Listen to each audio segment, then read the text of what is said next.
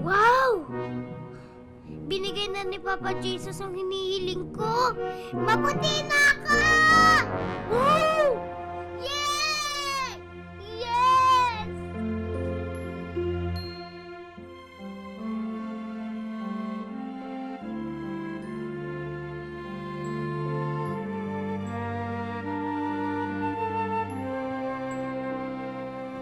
Luna? Ano ba nangyari sa'yo? Kanina lang, tuwang-tuwa ka. Tapos ngayon, akala ko kasi maputi na ako. Pero hindi pa rin pala.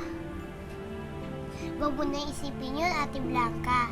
Kahit ganito itsura ko, meron naman ako ate na mahal ako.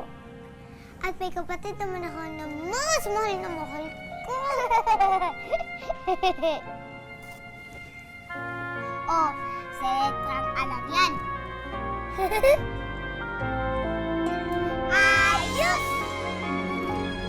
Buti pa, iwan lang kang sumayaw para manalo ka sa contest. Oo nga. Halika na, dali!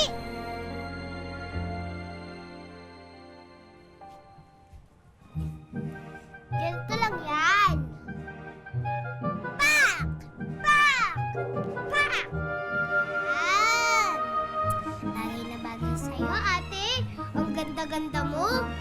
Mamaya, papalakpakan kita ng malakas na malakas. Kaya lang, di magandang damit ko. Hindi kita pwedeng makatabi. Kasi, baka mamaya, mapahiya ka pa. Hindi mangyayari yun, Luna.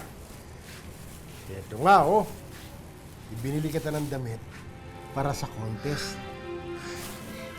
Talaga po! Maraming salamat po, Lola Igme! Galing yan sa konting ipon mo. Talaga po. Ha, sige nga, sukat mo nga. Sukat mo. Ano na? Sigurado bagay na bagay sa'yo!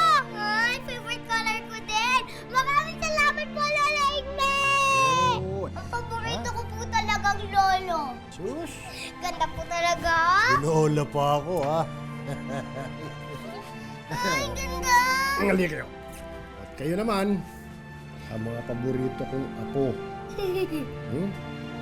Kaya, ako gusto ko, aalagaan ko kayo hanggang sa paglaki ninyo.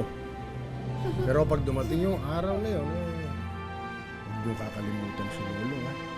Siyempre naman po. Oo.